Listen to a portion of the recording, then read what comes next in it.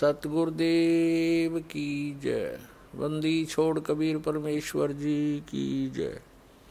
बंदी छोड़ गरीबदास जी महाराज जी की जय। स्वामी राम देवानंद जी गुरु महाराज जी की जय हो।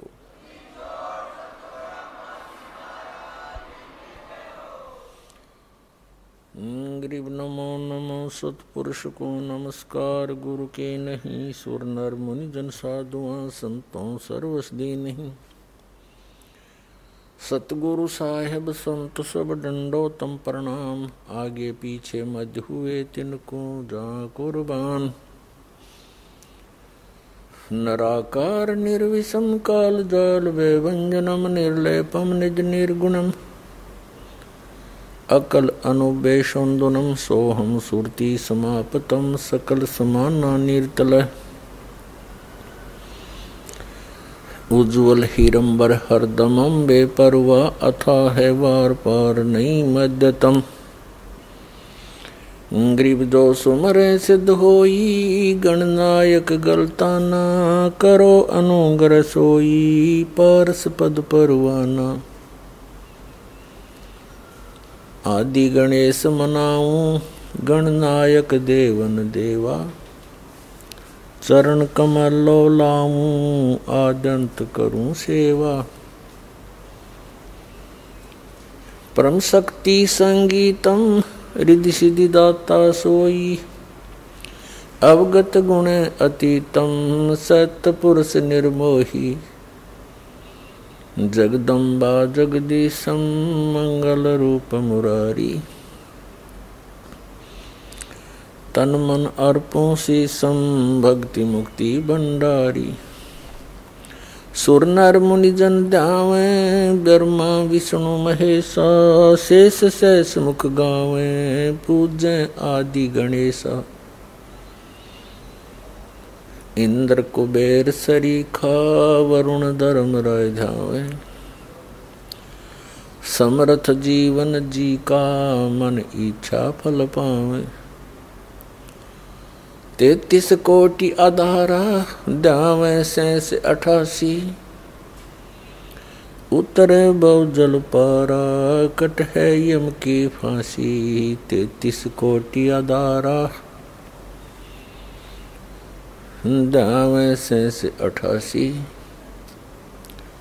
उतरे बहुजल पारा कट है यम की फांसी।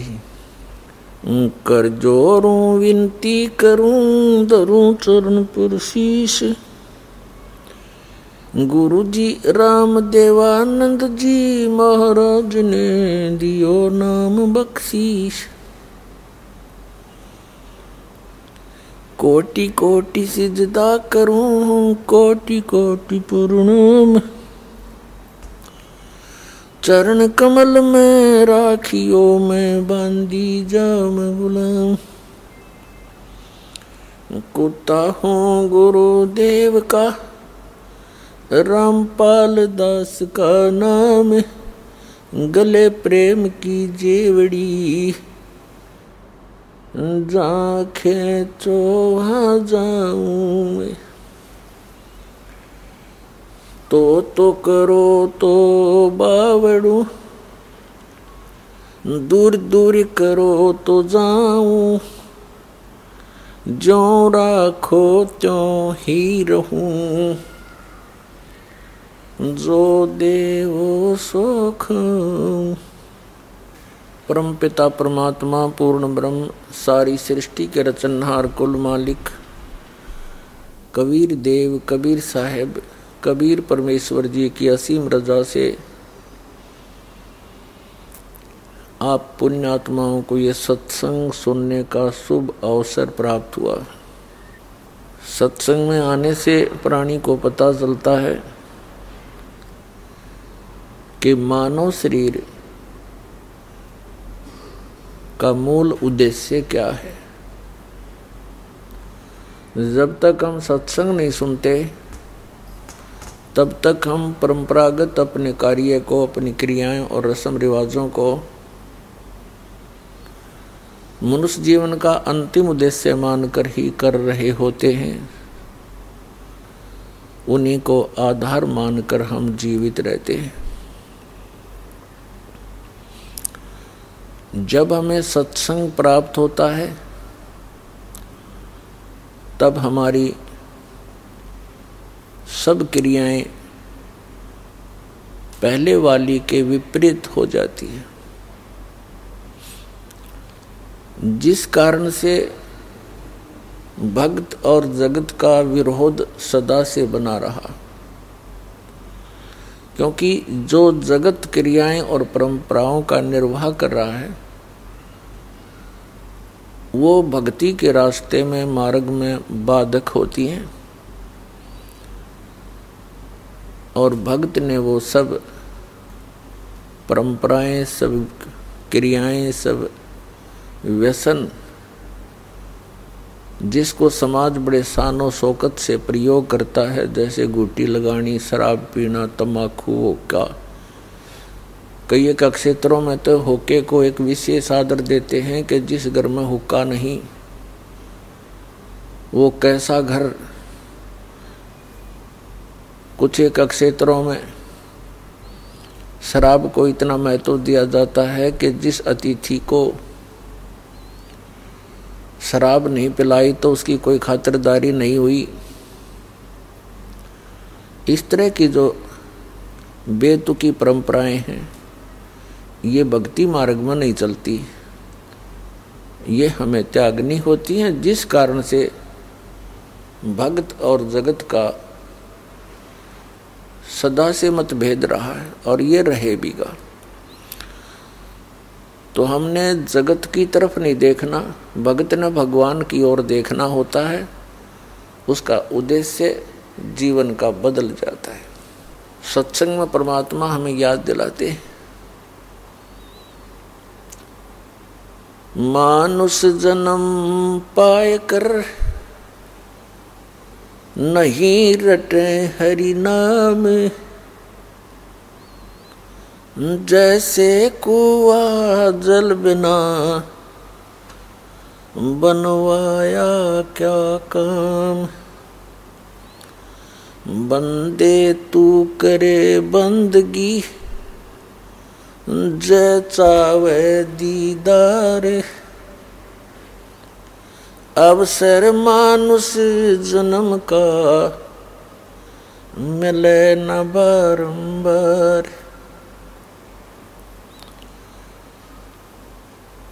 राम नाम रटते रहो जब तक घट में प्राण,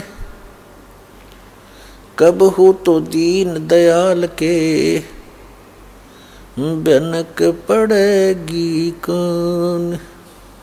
कबीर जिव्या तो वाहे भली जो रटे हरि नाम, नहीं तो काट फेंक दियो ये मुख में भलो न चाम। राम रटत कोड़ी भलो चू चू पड़े जो चाम, ये सुंदर शरीर किस काम का जा मुख नाही नाम। राम रटत निर्धन भलो टूटी घर की छान, वो कंचन महल किस काम के जहाँ भक्ति नहीं भगवान। पृथ्वीपति चकवे गए जिनके चक्र चलंत, रावण सरीखे कौन गिने ऐसे गए अनंत। सर्व सोने की लंका थी रावण से रणधीरम, एक पलक में राज विराजी वो जम के पड़े जंजीरम।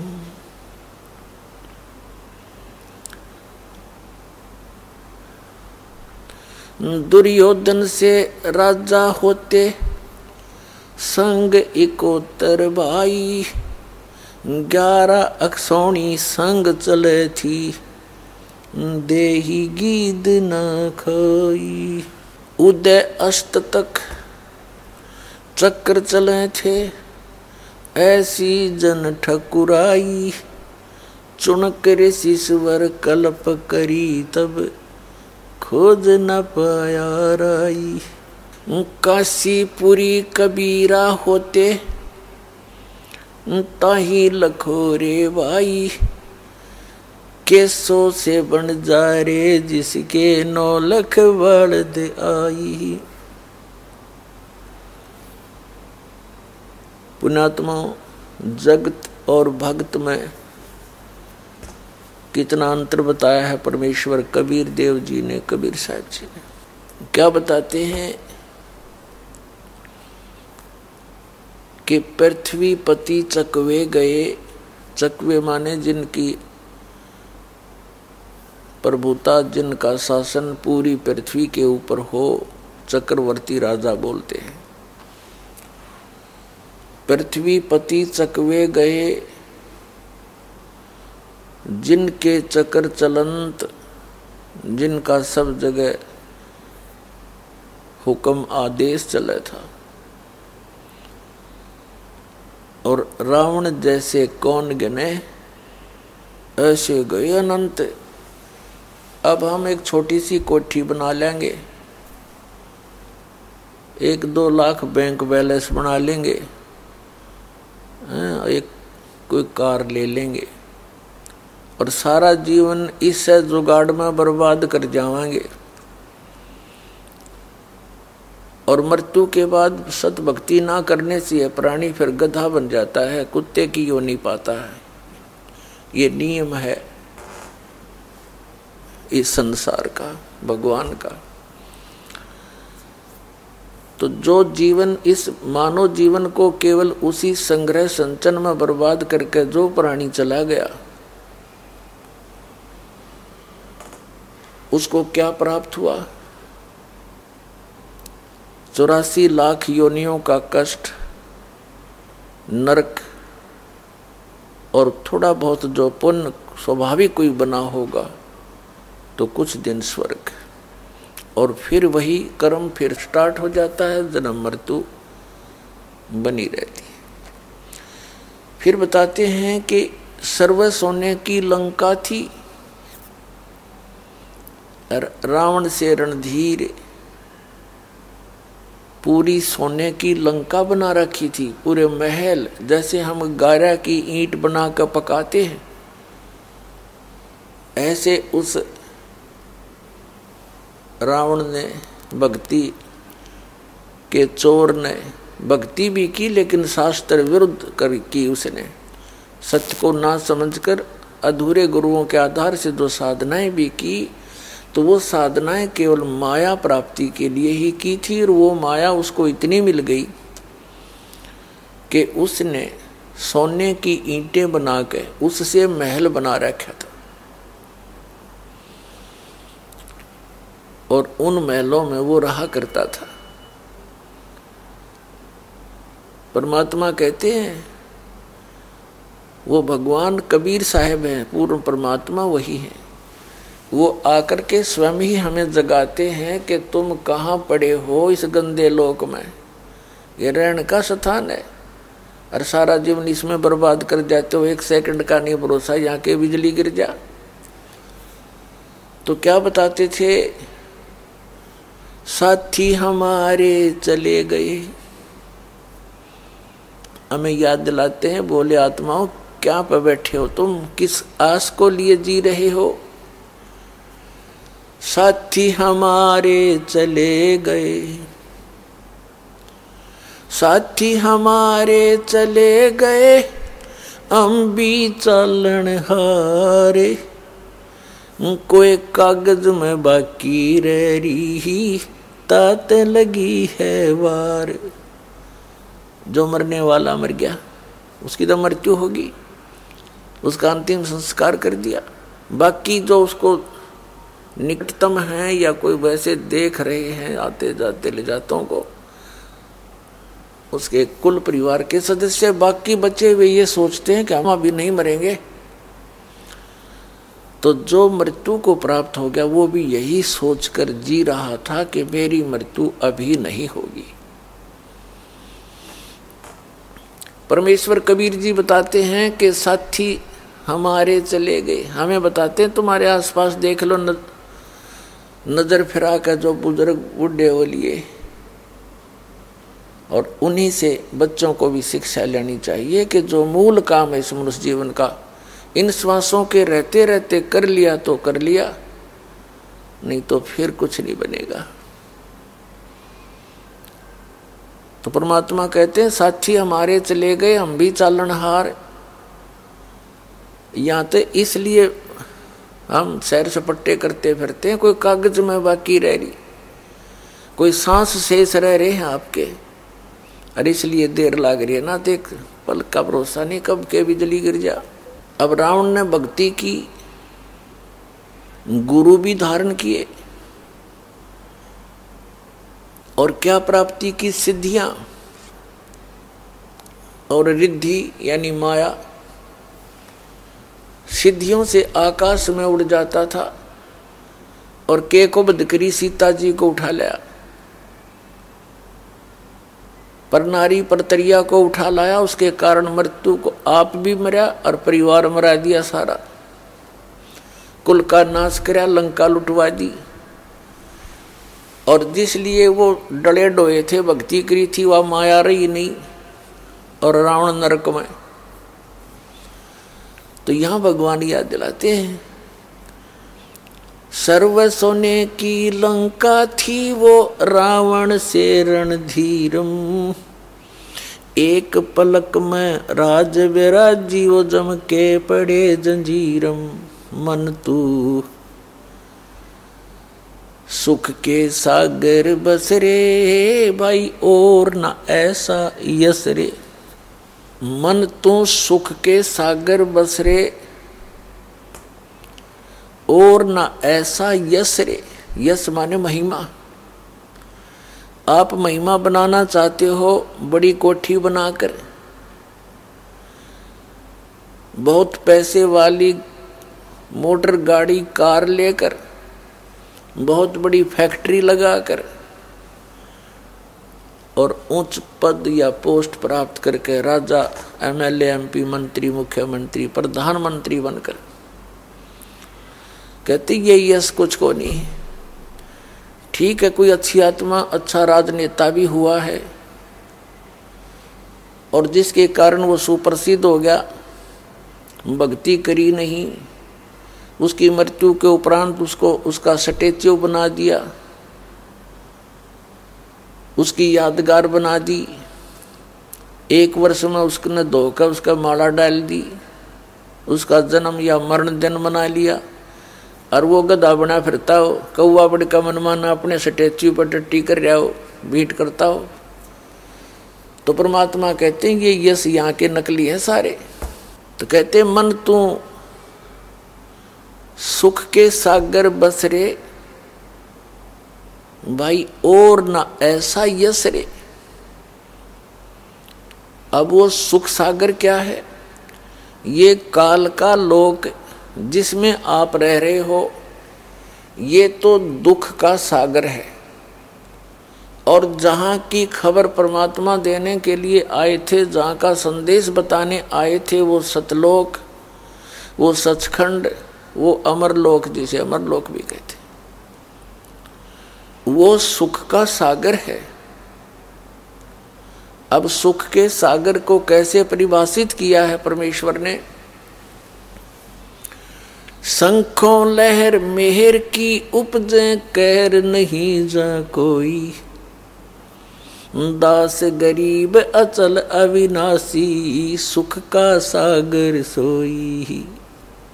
शंखों लहर मेहर की उपजे और कहर नहीं जहाँ कोई। अब जैसे पुण्यात्माओं के अंदर कभी कभी एक ऐसी हिलोर उठती है, जब अकेले बैठे हों। इस दास के साथ तो अनेकों बार होता है। तो उस समय ऐसी स्थिति हो जाती है, आत्मा इतनी उभार लेती है, इतना उभार लेती है, किसी ने कितना ही परेशान कर रखा हो, कितना ही दुखी कर रखा हो, उसके प्रति भी एक अपनापन सा जागृत हो जाता है और सब अपने से लगते हैं। किसी के प्रति किसी प्रकार का कोई द्वेष मन में नहीं रहता, चाहने से भी नहीं होता। उन क्षणों में वह मेहर की उमंग, वो लहर तरंग आई थी सतलोक से, आती उन्हीं में है जिनमें पिछले संस्कार कुछ पुण्य हो।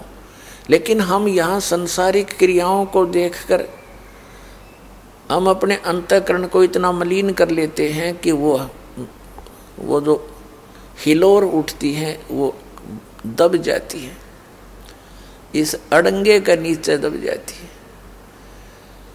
और फिर जब भक्ति प्रारंभ होती है, परमात्मा की मंत्र मिलते हैं, उसे अंतःकरण का मैल छट जाता है, हट जाता है, फिर तो सदा के लिए आत्मा उभर जाती है। लेकिन उस समय ऐसी स्थिति हो जाती है कि कोई भी पराया नजर नहीं आता, और जो ही वो समाप्त हो जाती है उसके बाद चाहकर भी कोशिश करें उस तरह रहने की तो भी नहीं रह सकता, मन में वही दोष विकार अवश्य घर कर जाते।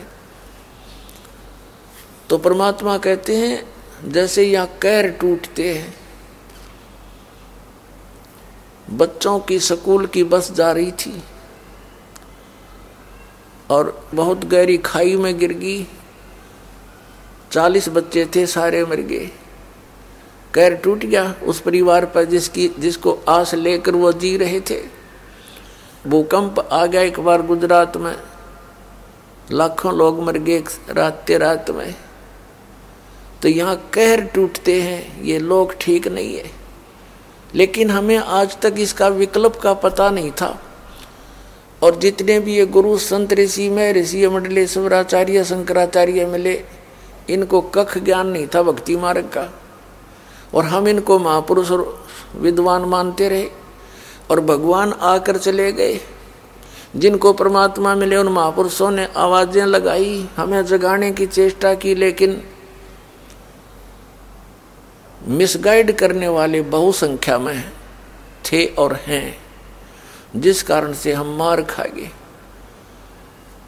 हम नहीं समझ पाए उस परमात्मा की उस अमरवाणी को, वो क्या बताना चाहते थे।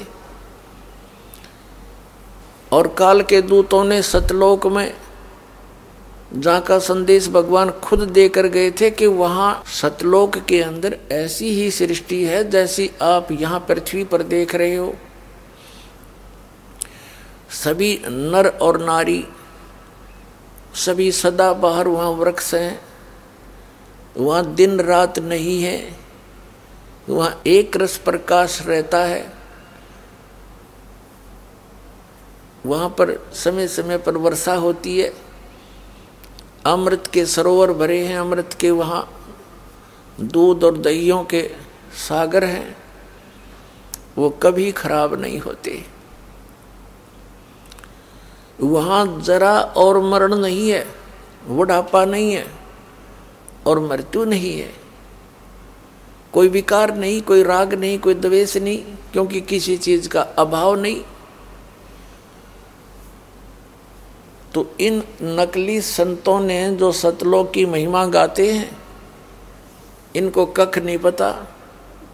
ये सतलोक में कहते हैं वहाँ प्रकाश ही प्रकाश है, चेतन ही चेतन है। और आत्मा जो मुक्त हो जाती है वो उस चेतन प्रकाश में ऐसे मिल जाती है जैसे बूंद समुद्र में। ये तो राधा स्वामी और धन धन सतगुरु सच्चा सौदा सिरसा वालों का ये मत है, और कबीर पंथियों का भी यही मत है। लेकिन एकादा चतुर जैसे यो मधु परमहंस जैसा जो जम्मू के अंदर कबीर पंथी कहलाता है, इसने चतुरता दिखा दी, थोड़ी सी अलग से बकवाद गढ़ दी, क्योंकि जब तक इंसान परमात्मा से परिचित नहीं होता उसका ज्ञान योग नहीं खुल सकता। कितनी बात बना ले, पुस्तका न पढ़ ले, इन पढ़ने से कुछ भी निष्कर्ष वो नहीं निकाल पाओगा।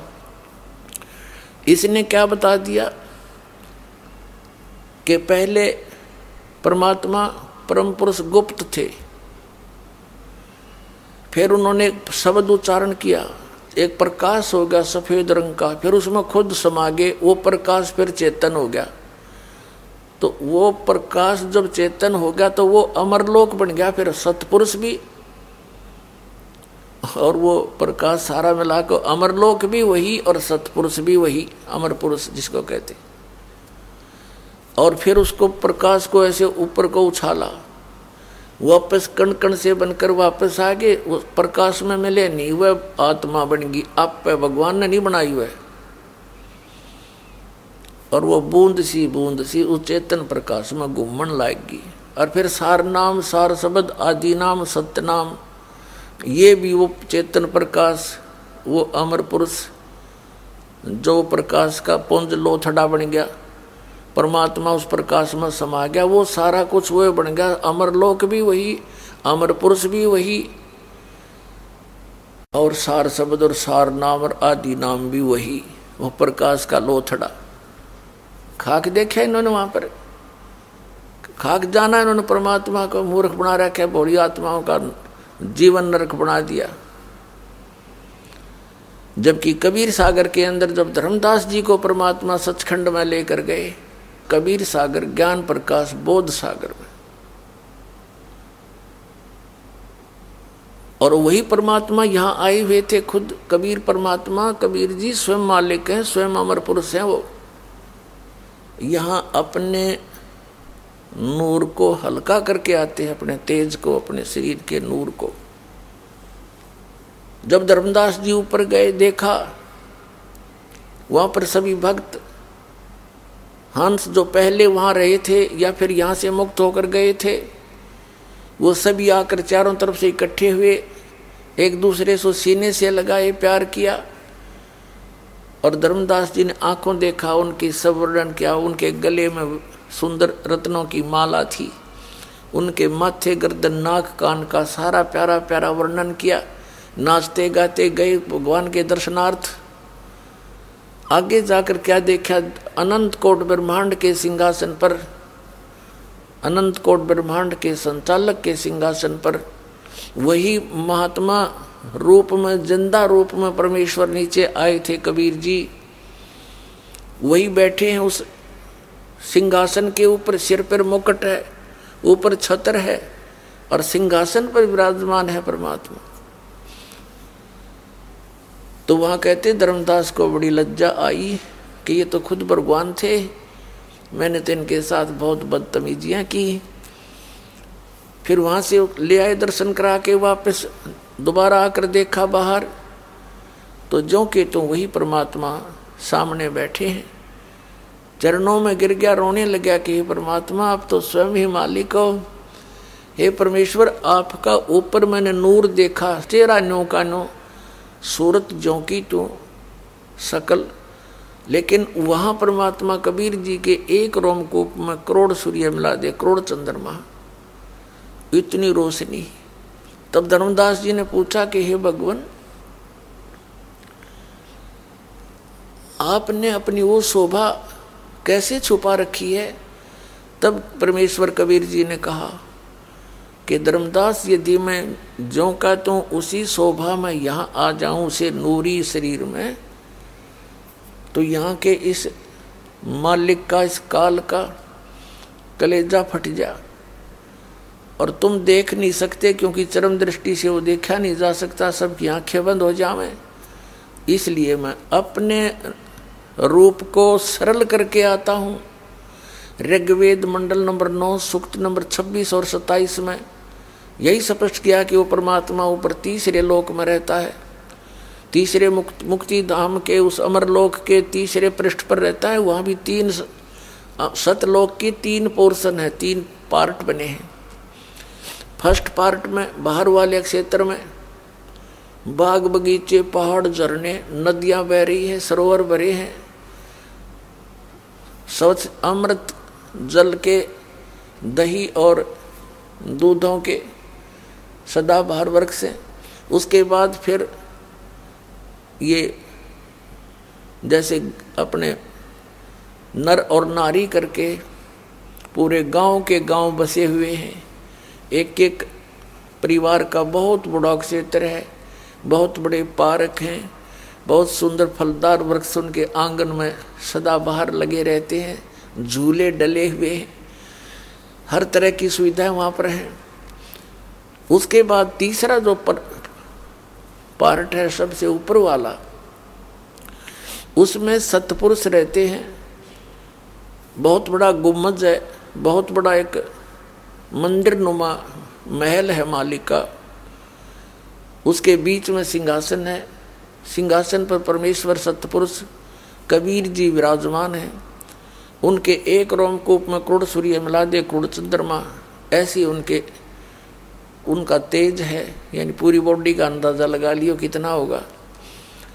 और सिर पे मुकुट है जैसे राजा बैठते हैं, और ऊपर छत्र है, सुंदर छत्र, सफेद छत्र।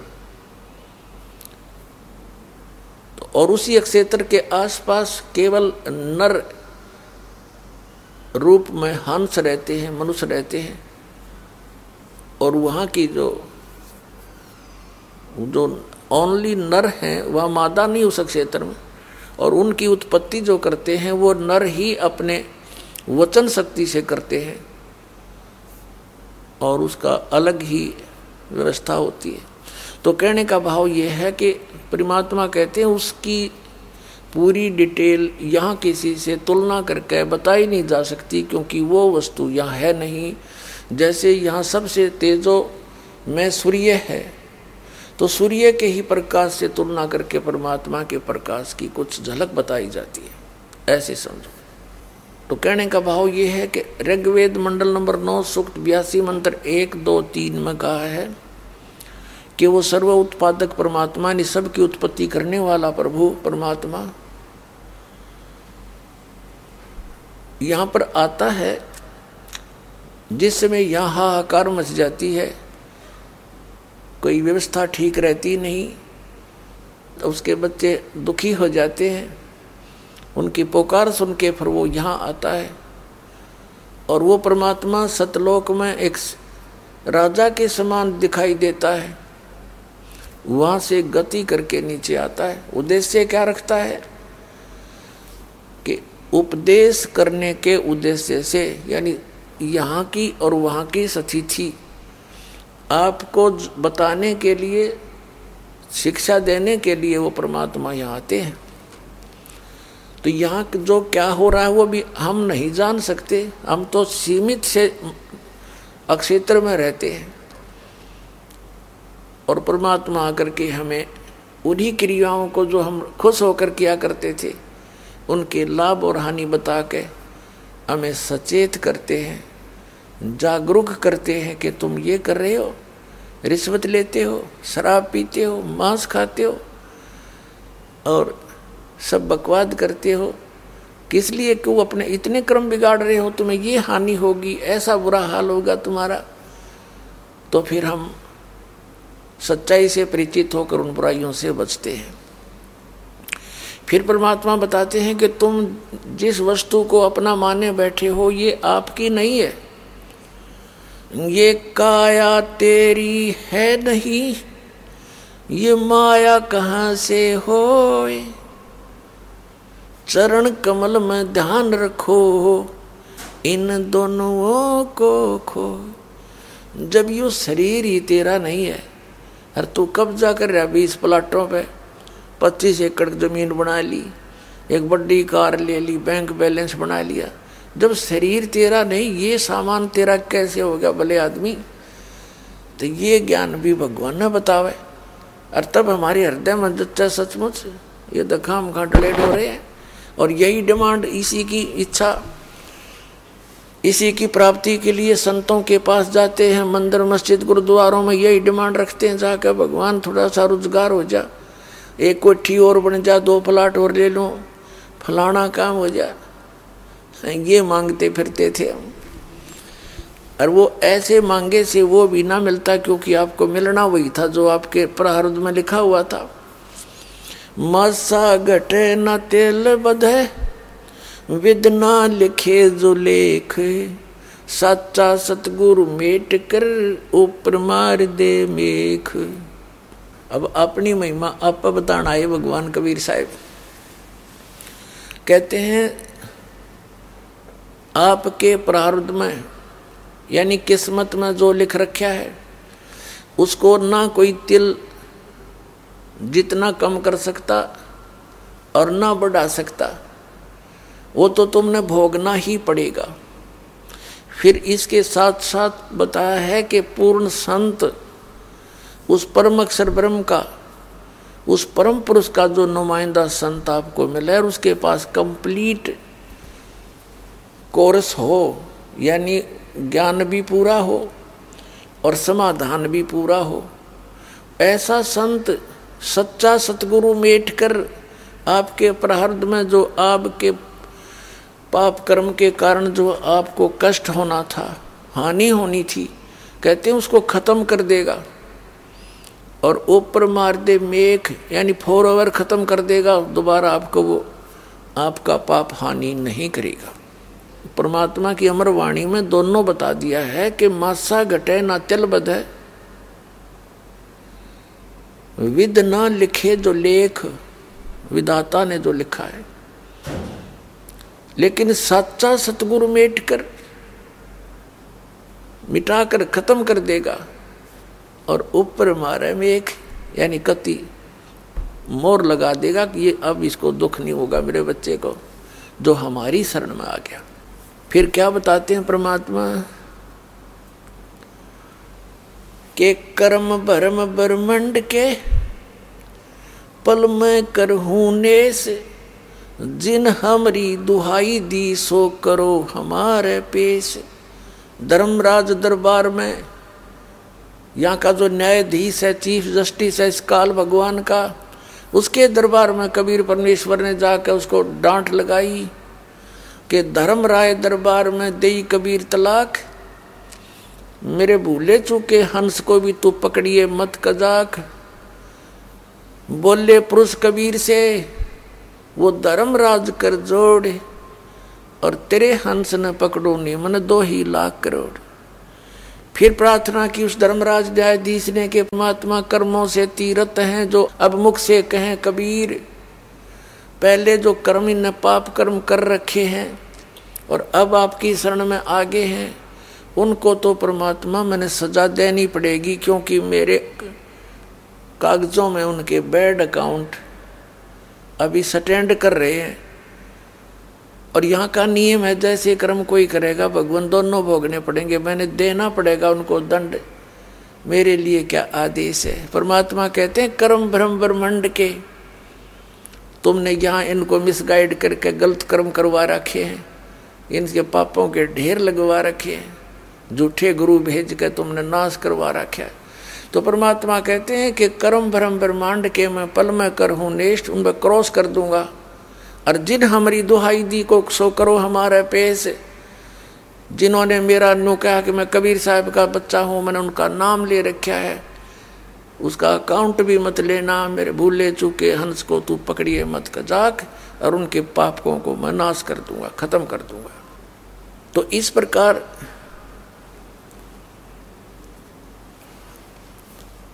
परमात्मा की शरण में आने से हमें दोनों लाभ होंगे।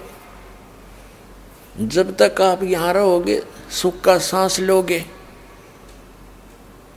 और जब जाओगे यहाँ से, ये सत्कर्म लेना पुण्यात्माओं, ये कोई डूम बाट के गीत नहीं है, ये उस परमात्मा का बताया विधान दास केवल है, जो लाउड स्पीकर आप तक पहुँचा रहा हूँ। कबीर परमात्मा ने स्वयं आकर अपनी महिमा बताई है, इसमें जरा सी भी मीन मेख नहीं मिले कि आपको उसको कोई चैलेंज नहीं कर सकता। दूसरा वचन बोल गया दाता, और वही मैं आपके तक पहुंचा रहा हूं। उस कबीर परमेश्वर ने कहा है, आए हैं सो जावेंगे, ये सब राजा रंग फकीर एक तो सिंहासन पर चढ़ कर जा एक बंधे जात जंजीर। अब जो सत भक्ति नहीं करते भोली आत्मा नकली संता के फंस गए। वो अपनी तरफ से तो ये सोच बैठे हमने गुरु भी बना लिया और भक्ति भी कर रहे हैं, वो भी व्यर्थ है। जो नहीं कर रहे वो तो डायरेक्ट दिखाई दे है कि उनका कोई अस्तित्व आधार नहीं है। सत भक्ति नहीं करते और भक्ति कति नहीं करते, दोनों के दोनों परमात्मा कहते हैं जाना तो सबने पड़ेगा एक दिन, क्योंकि यहाँ आए केवल यहाँ जो आप आए हो ये एक यूनिवर्सिटी है, ये पृथ्वी। और जो बच्चे स्कूल में जाते हैं विद्यालय में, तो वहाँ विद्यालय में वो जिस उद्देश्य के लिए भेजे जाते हैं उस क्रियाओं को पूरा नहीं करते, अपने कक्षा के सारे काम को, और वहाँ उन पैसे को सुविधा का दुरुपयोग करते हैं, सिनेमा देखते हैं, अच्छा होटलों में खाना पीना खाया बर्बाद करते हैं। तो जाना तो उनको भी पड़ेगा यूनिवर्सिटी छोड़कर, क्योंकि वो भी फेल होकर चले जाएंगे और एक पास होकर जाएंगे। तो यहाँ से तो आपने जाना पड़ेगा। आए हैं सो जाएंगे, राजा रंग फकीर। लेकिन एक जाने में बहुत अंतर होगा। जो भक्ति नहीं करते या गलत साधना करते हैं, शास्त्र विधि को त्याग कर मनमाना आचरण पूजाएं करते हैं, उनकी साधना करते हुए भी व्यर्थ है। गीता जी अध्याय नंबर 16 के श्लोक 23 और 24 में प्रमाण है। तो वो सभी के सभी कहते हैं उनको यम के दूत जूड़ के ले जाएंगे बांध के। और दूसरे जो सत भक्ति करते हैं पूर्ण संत की शरण में आ जाते हैं, और वो तो सिंहासन पर बैठकर परमात्मा विमान में लेकर जाएंगे अपनी प्यारी आत्माओं को, उनको कोई कष्ट नहीं होगा। तो यहाँ भगवान कहते हैं जब तक तुम यहाँ रहोगे तब तक तो आपको यहाँ का सुख देगा मालिक। देखना कैसे राहत देगा, कैसे रक्षा करेगा आपकी पल पल में। आप सोच भी नहीं सकते ये काम भगवान, आप सोच नहीं सकते कि कोई आपत्ति आप पर आई ये ऐसे टलेगी जैसे परमात्मा टाल के दिखाओगे आपको। आप सोचते ही रह जाओगे हे भगवान सचमुच ये पहाड़ जैसा दुख और कैसे उठा कर रख दिया एक तरफ ने। इसलिए परमात्मा की खोज में लगे हुए थे हम, और हमें वो मिला नहीं। मिले थे नकली संत मिले जो उनसे परिचित नहीं थे, साधनाएं भी हम करते थे फिर भी दुख न्यों के न्यों। और अंत में इन नकलियों ने विधान बना दिया कि जो कर्म किया वो तो भोगना ही पड़ेगा, प्रारब्ध का भोग तो भोगना ही पड़ेगा। पहले सारी क्रियाएं बताते हैं, ऐसा कर लो ऐसा कर लो, जंतर मंत्र कर लो। जब कोई राहत नहीं होती तो फिर लास्ट में ये बता देते हैं तेरे प्रारब्ध में लिखा है भोगना ही पड़ेगा। अरे भले आदमियों, जब आदमी दुखी होता है भगवान को खोजता है, किस लिए खोजता है कि एक पावर है, एक शक्ति है जो हमारे भाग्य में पाप कर्म से दुख हो तो उसको नाश कर सके, इसलिए उसकी खोज कर रहे हैं। और यही बात इतनी फाइनल है, फिर क्या जरूरत है भक्ति की, क्या जरूरत है धक्के खाने की। भक्ति भी उसी से बनेगी जब जिसके ये कष्ट कम हो जाएंगे। जैसे किसी के पैर में कांटा लगा हो, और कांटा लगा हो, किसी से पूछे भी मेरे पैर में दुख बहुत है, पीड़ा है, किस कारण से है, वो इतना तो बता दे उसने साफ सूफ करके देख के कि तेरे पैर में कांटा लग कर टूट गया गहरा, जिस कारण से पीड़ा है, और उसके पास उसके निकालने का कोई साधन है नहीं, तो वो ये कहे कि जूता पहन ले, कांटा तो नहीं निकल सकता, भविष्य में कांटे नहीं लगेंगे। तो कांटा लगे पैर में जूता पहना नहीं जा सकता, कांटा निकले और फिर उसको सलाह दे भाई फिर जूते मत निकालना, इस सफर में कांटे बहुत है। तो फिर इस डर से जूते पहनेगा ये भगवान, कहीं फिर बिजली ना गिर जाए, वो फिर उस पूरे सफर में जूता नहीं निकालेगा, क्योंकि वो कांटे की पीड़ा से परिचित हो चुका है। इसी प्रकार जिन पुण्यात्माओं के आज कर्म के कांटे इतने लग गए, बगैर जूतों के घूम रहे हम। बगैर जूतों का मतलब है सत साधना ना मिली, और सत साधना ना मिले तो राम नाम का जूता नहीं मिला, कोई प्रोटेक्शन करनिया नहीं पाया मिला हमें। इतने कांटे लाग गए पैरों में गिनती नहीं। अब उनको निकाला जाएगा, धीरे धीरे निकलेंगे और फिर कहा जाएगा कि नियम भंग मत करना, भगवान की भक्ति मत छोड़ना। फिर देखना आजीवन भक्ति करेगा और डर के करेगा ही भगवान कहीं फिर से बिजली ना गिर जा, तो फिर वो राम नाम का जूता पहन सकता है। ना तो टेंशन हो रही है, 100 प्रकार की समस्याएं ऊपर कैर टूटा पड़ा है, फिर उनका भक्ति कर लेंगे तो भोगने ही पड़ेंगे, ओली भक्ति फिरता है। ये तो बनावटी बातें हैं। तो यहाँ आपको वो सच साधना मिलेगी, नियमित रह कर भक्ति करोगे देखो तो आपको सब सुविधाएं मिलेंगी। आप ऐसे बिगड़े हुए ज्ञान से रंगे जा चुके हो और ऐसी साधनाओं से आप वर्षों से करते हुए इतने अभ्यस्त हो चुके हो कि इस ज्ञान को और इन मर्यादाओं को जब आपके सामने रखा जाता है तो बेधक जाते हो। इतनी मर्यादा, ये नियम के पूरे हों से, ये नियम है, ये तो बकवाद वैसे ही ना करनी चाहिए मनुष्य जीवन में। और जो मर्यादाएं तुम आप बनाए बैठे हो ये आपके भक्ति बाधक है, इनको बिल्कुल नहीं छूना नहीं चाहिए। भक्ति करनी है, भगवान को पाना है, यहाँ से पीछा छुटवाना है। तो जिस कारण से आप कुछ लेट हो जाते हो, नाम भी ले जाते हो, कोई तो बीड़ी क्यों काल ने तो कर रखा प्रबंध कलयुग में कि इतना कंडम कर दूंगा, ये भक्ति जोगे नहीं रहेंगे। इतनी बकवाद भर दी। परमात्मा ने शिक्षा दी थी परमात्मा को पहचानने के लिए, हमने इसका और ड्रामा बना लिया है, फिल्म बना दी, उसमें सारे गंदा प्रचार, भाव बिगाड़ दिया, पूरे समाज का नाश कर दिया। नाचना गाना फंड एंड बैंड और दूसरे ये ऐसे साधन बना लिए जिनकी हमें आवश्यकता ही नहीं थी, डीजे बीजे फंड। अब इस शिक्षा ने हमें थोड़ा सा राहत दे दी और ऐसा समय बना रखा परमात्मा ने कि वर्षा ना हो तो ट्यूबवेलों से काम चला लेते हैं हम।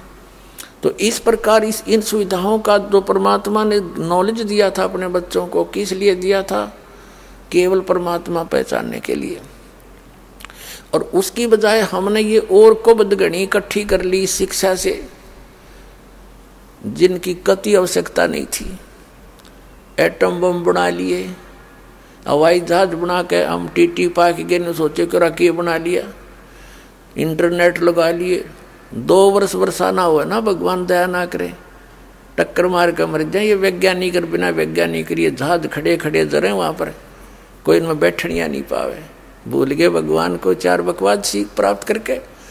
और ये भगवान ने दिमाग दिया था इसलिए कि सदग्रंथों को पहचाने, मेरे ज्ञान को समझ आँखों देकर मुझे पहचान कर पीछा छुटवा। मैं वहाँ सदा एक एक के नारे नारे भी मान दूंगा अपने बच्चों को, जहाँ सतलोक में जिसको सुख सागर कहते हैं, वहाँ सदा सुखी हो जाओगे। इधर अड़ंगा यहाँ का, आज जहाज खरीद लिया तड़का मर गया, वो चाट लिया उस हेलीकॉप्टर ने, क्या सुविधा यहाँ पर। तो पुण्यात्मा सत्संग में आने से परमात्मा के विधान की जानकारी होती है, अपनी औकात का ज्ञान होता है कि हम जीव हैं और हम यहाँ प्रभु पाक जाते हैं। हमने कोई साहब कह देता खुश हो जावा, और साहब ना कहता मुँह चढ़ावा। खाक साहब है, आज साहब है, तड़का मृत्यु होगी, गधा साहब बना पाओगा। साहब तो एक कहे पृथ्वी पे, इस अनंत कोट ब्रह्मांड में एक है साहब। साहब माने भगवान मालिक, उसको छोड़कर जो कृत्रिम साहब बनते हैं वो अध्यात्म ज्ञान से अपरिचित ही व्यक्ति ये बकवाद मन में ला सकते हैं। जब जीव को अपनी औकात का पता चलेगा, अपने उद्देश्य का ज्ञान होगा, फिर देखना उसकी स्थिति क्या होगी। इस माटी को वो माटी समझेगा। अब प्रसंग चल रहा है, एक तो ये कंसेप्ट क्लियर हो गया कि जैसे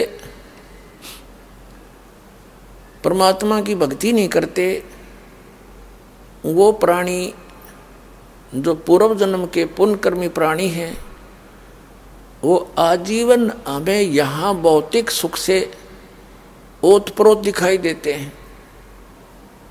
जैसे बहुत से व्यक्ति हैं, कोई अच्छा प्रशासनिक अधिकारी बन जाता है, कोई IAS है, कोई IPS है, कोई डॉक्टर, कोई इंजीनियर है,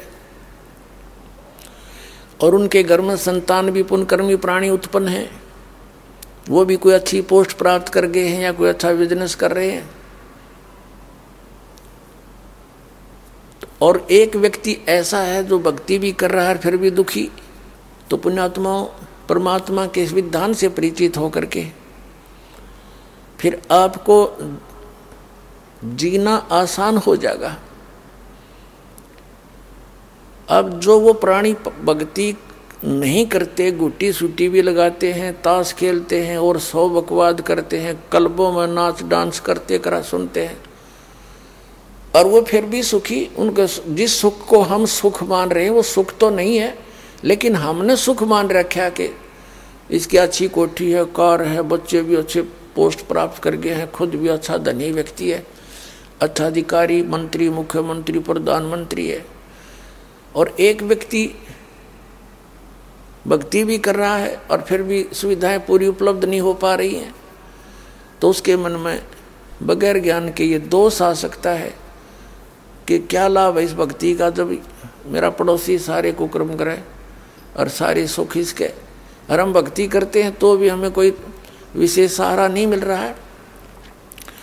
तो पुण्यात्माओं इस ज्ञान को आधार बनकर इस भक्ति के सफर पर आप आगे बढ़ सकते हो।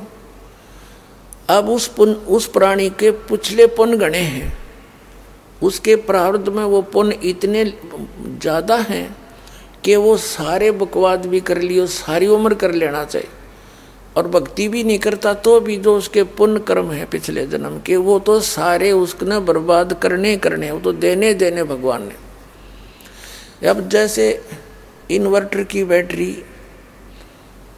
पहले से चार्जड हो और आगे चार्जर नहीं है उसका, तो वो बैटरी अपना काम कर रही है, इन्वर्टर चल रहा है, काम कर रहा है सारा, और जिस दिन वो बैटरी की अक्षमता समाप्त होगी, वह बैटरी डाउन होगी, वो सब सुविधाएं एक कब खत्म हो जाएंगी। हमने देखे ऐसे व्यक्ति परमात्मा के इस ज्ञान के बाद वो ज्ञान वाली आंखें काम करने लगी, उस समय एहसास होने लगा उन लोगों की के साथ कैसे बीती, क्या क्या हुआ। जैसे एक दिन समाचार पत्र में पढ़ा, और वैसे भी किसी व्यक्तियों ने भी बताया कि सचमुच ऐसा ही है। एक बहुत बड़ा राजनेता था, वो मंत्री, मुख्यमंत्री भी रहा था, अपने हेलीकॉप्टर में कहीं जा रहा था, 7-8 उसके साथ और उसके कोई रिलेटिव थे या कोई नौकर नाकर थे। वो दुर्घटनाग्रस्त हो गया उसका हेलीकॉप्टर, वो सारे मर गए, और सारे मर के वहाँ भूत बनकर धक्के खाते फिरे हैं। गांव वाले दुखी होने लगे, कोई जंतर मंत्र करनिया बुलाया, झाड़ फूक करने वाला, फिर वो बोलने लगे उन व्यक्तियों के अंदर, वो बताने लगा मैं फलाना राजनेता हूँ, मैं ये नाम है मेरा, दूसरे के हम सेक्रेटरी हैं, अब ये है, और हमारे यहाँ महल बनाओ, हम उनमें रहा करेंगे। उनका एक चबूतरा सा बना के 7-8 ऐसे ईंट सी लगा दी, 5-7 4-4 ईंट लगा दिया करें, यूँ करके वही इतने महल बना दिए। अब उनमें रह रहे हैं वो प्लातून, और पहले वो ठाठ करते दिखे थे, इन जैसा सुखी नहीं। अब परमात्मा बताते हैं,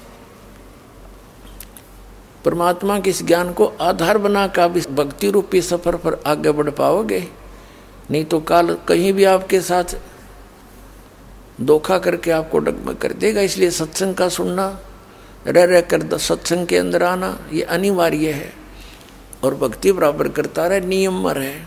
और वो जो प्राणी आज कहता है मैं भक्ति भी कर रहा हूँ और फिर भी दुखी, तो उसके पाप कर्मों का ढेर लग रहा है, वो सारा नाश होने लग रहा है, उसको परमात्मा खत्म करने लग रहा है। आपके धीरे धीरे रेमना धीरे सब कुछ हो, और माली सी 600 गड़ा तो समय आए फल हो।